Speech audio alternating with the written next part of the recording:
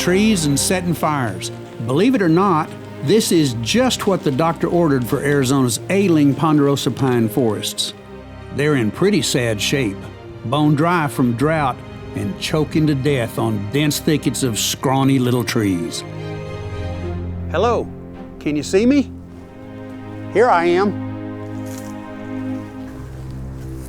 Environmental litigation and failed forest management policies led to this: an unhealthy forest, too thick and overgrown, a serious threat from the risk of wildfire to people, property, and wildlife.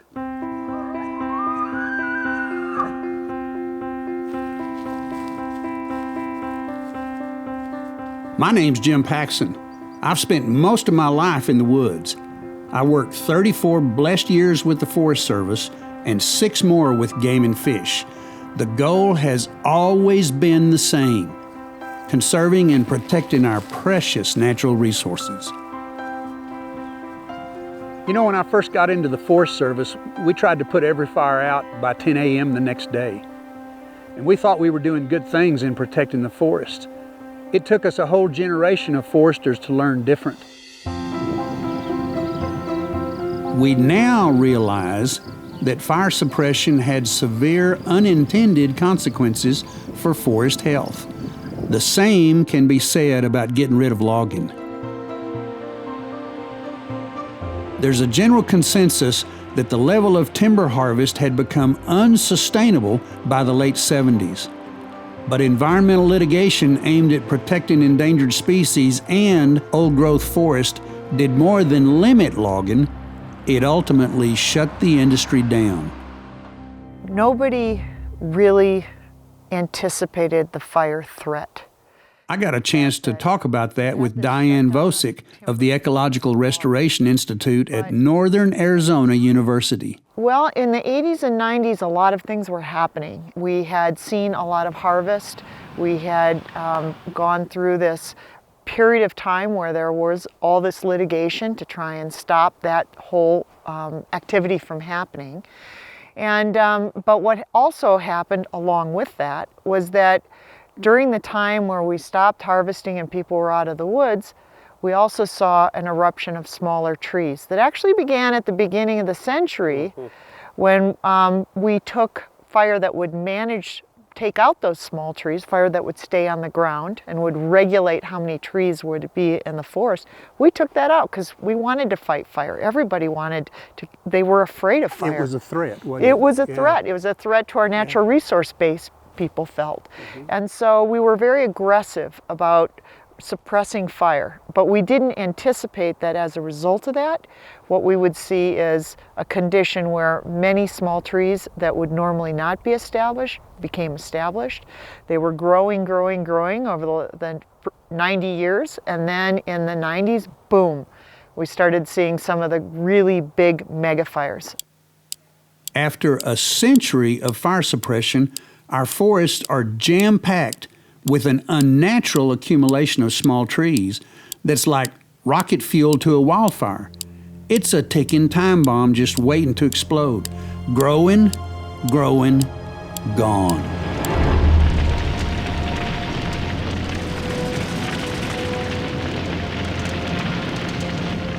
That's what happened in 2002 when the Rodeo Chetasky fire blackened 468,000 acres of Ponderosa pines on the Mogollon Rim in east central Arizona. I went to my first wildfire in 1969. It burned 200 acres and was considered a pretty big fire. The Rodeo Chetasky fire in 2002 was almost 500,000 acres, burned 460 homes and 6 businesses, evacuated 35,000 people for upwards of 2 weeks. It was a fire of epic proportions. It did a lot of damage, but in the end, it also did some good, especially for wildlife. After the Rodeo Chetasky fire, certain areas that burned in a high severity to a moderate severity, a lot of the canopy, the oak and Ponderosa pine and juniper canopy was removed, which created a very beneficial habitat for wildlife, a lot of the wildlife species, in that it created these open areas where the sunlight and water were better able to penetrate the soil, and it grew more feed. The mule deer population increased dramatically in the years following rodeo Chetaskai because the fire stimulated new growth of a plant called ceanothus. It's commonly referred to as buckbrush because it's such a valuable forage for deer. The new plants have the highest amount of nutrition. The older stands become decadent, they lose their nutrition value, and the plants don't live all that long. So they stay at a higher level of nutrition and are a more robust, vigorous growing plant when they actually are burned at about a 10 to 15 year interval. And it's going to be one of those things that if we want to continue to see those increased population parameters in our deer herd, it will be imperative that we bring fire back into these areas and do what we can to maintain the benefits that were from the rodeo Chetaskai fire. Definitely have to get all the fuel, the torches situated before we start our test burn. Once you get all your resources and your fuel's ready, let me know. I have plenty of maps, but I just assume everybody has one. So everybody's good with the organization, what we have. Our map, it's approximately about 20-25 acres our test burn will be conducted. So that'll be right in this general area. In December of 2015, the Game and Fish Habitat Partnership Committee teamed up with the Forest Service to treat 2,700 acres of the rodeo Chetaskai burned area with prescribed fire. So we'll have a bunch of igniters. They'll be carrying drip torches. The project has two main goals. Well, one, fuels reduction, and also just increase habitat for wildlife. Dave Rainey is the burn boss. He's responsible for keeping everyone safe and making sure the fire remains in prescription. Tonight, weather partly cloudy with high clouds. It's his job to monitor weather conditions, including wind speed and direction, temperature, relative humidity, and the moisture level of fuels on the ground. Yeah, dispatch, at this time we've completed our test burn and we are meeting our objectives, so we'll continue on with ignition. By burning grasses and pine needles, they're getting rid of the primary fuels that carry fire across the forest floor. Later, they'll be back with a higher intensity burn to take out more brush and debris that's built up below these stands of beautiful, mature Ponderosa pines. So what we're trying to do is get the punch knocked out of the area where we have our pine stringers. So we reduce any kind of potential for the upcoming season to have it go up into the crowns and nuke our timber back out. Well, from a game and fish perspective today, what we're really hoping to accomplish is just to improve wildlife habitat. If we can get some of these hillsides burned off and see new plants coming in, that's a good day for deer habitat. These ecosystems adapt. They're adapted to fire. They depend on fire. They depend on the right kind of fire. The right kind of fire is the kind Mother Nature intended. A low-intensity fire that burns on the ground and not in the treetops. That sort of fire cleans up the forest, keeps small trees from getting out of hand, and typically burns right past the larger Ponderosa pines. Just similar as like a landscaper would prune up a tree to protect it, help it grow better. Fire does the same thing in these ecosystems. This next entry of fire through here will actually probably put a higher scorch on the boles of these trees. And the intent there is to get rid of the lower dead limbs, prune those canopies up, because that's how Ponderosa pine survives higher severity fires, because those canopies are 30, 40, 50, 60 feet off the ground, depending on the size of the tree. And that allows that ground fire to pass underneath it without, causing a crown fire and killing the tree. So it doesn't mean everything that you see here today will be alive next year. It won't. Some of this low intensity ground fire will get in and kill a tree, but that's the natural way to thin a forest and kind of how Mother Nature intended it.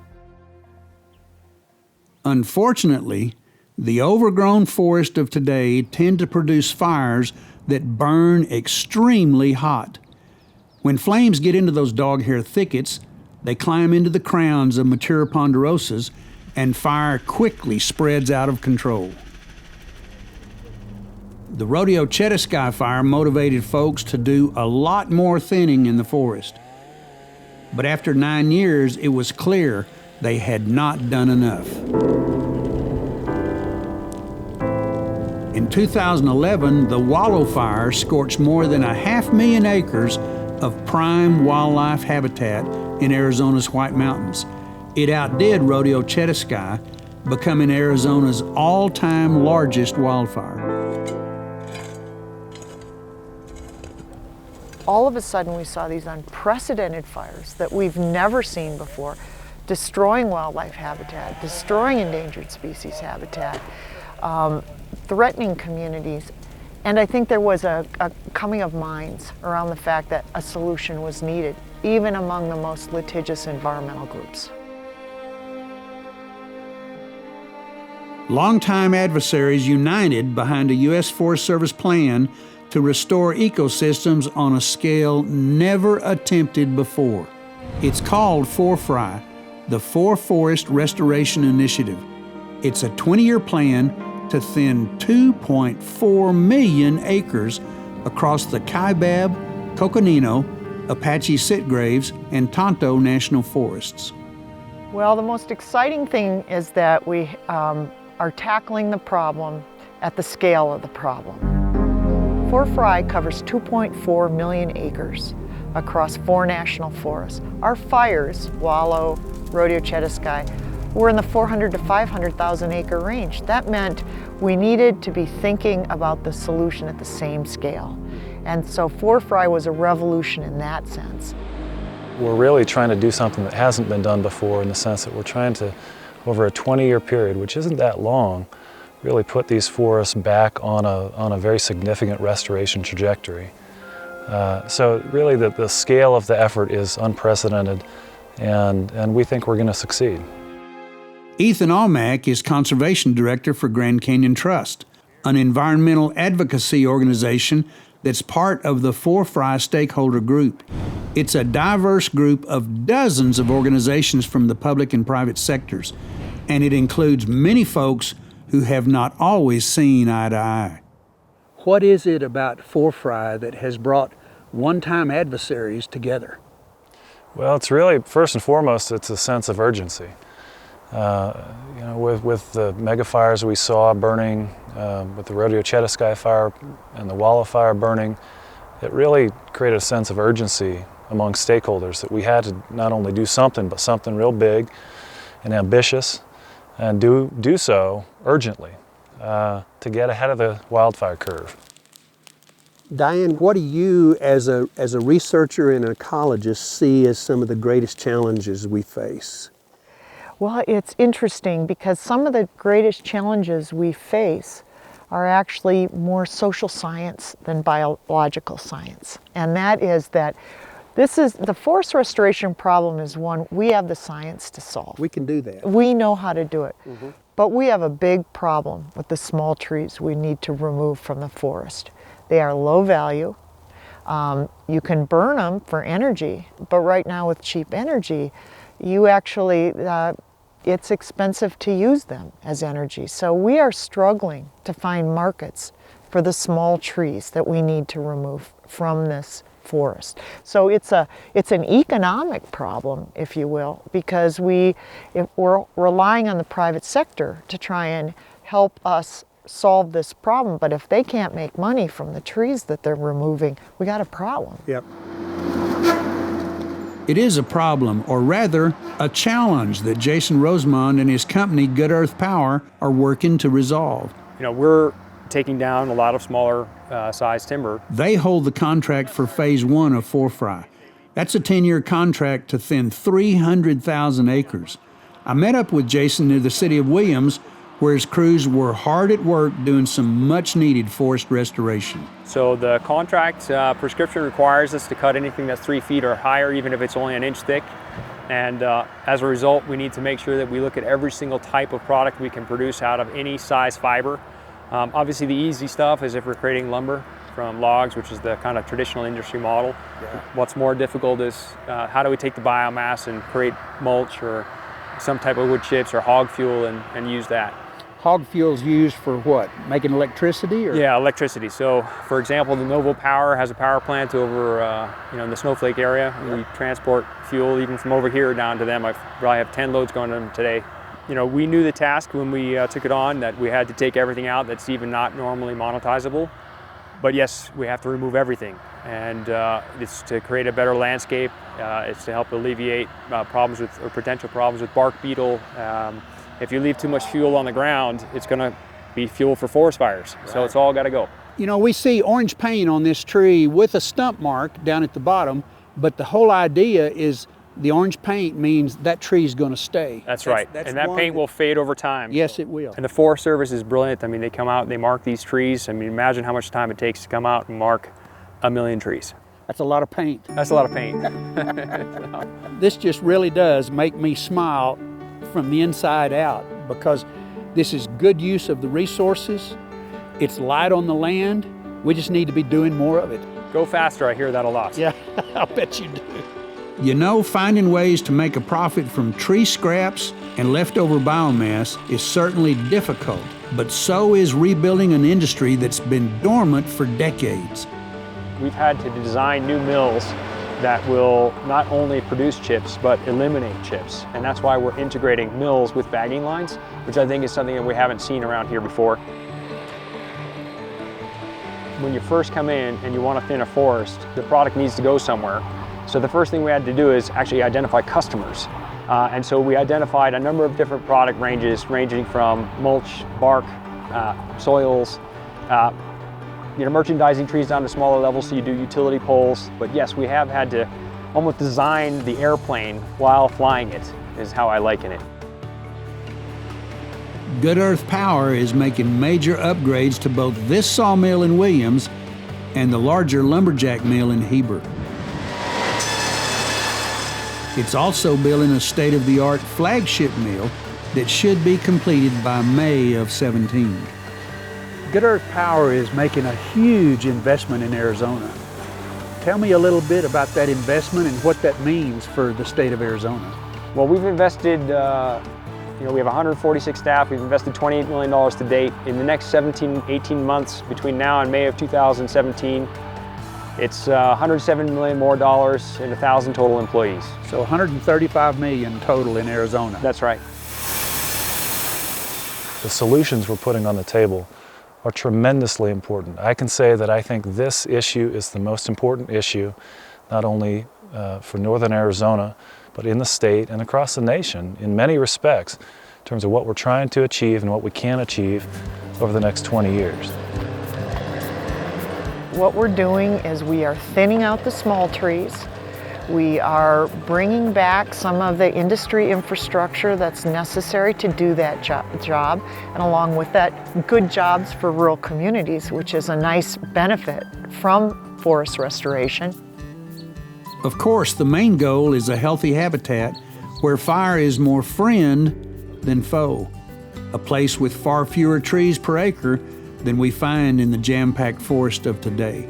We know what the landscape is supposed to look like thanks to a century of data collected right here at Fort Valley Experimental Forest in Flagstaff. The data spans from 1905, so we have a very long body of information that tells us that when we thin and when we burn, the big trees respond favorably. One thing that in this research site we found, we took out the small trees, and our older trees, they started having sap flow again. They showed more bark beetle resistance through their resin, their ability to pitch out bark beetles. So what we know is that when we thin it out, we restore individual tree health and forest health. When you open this up, you're going to get new vegetation growing, and we see nothing but an increase in the diversity of wildlife and their ability to use this piece of ground. We like to say that the elk that come back in after we thinned an area are the chief inspectors, making sure we're doing a good job. So, but we've seen antelope coming back into the area.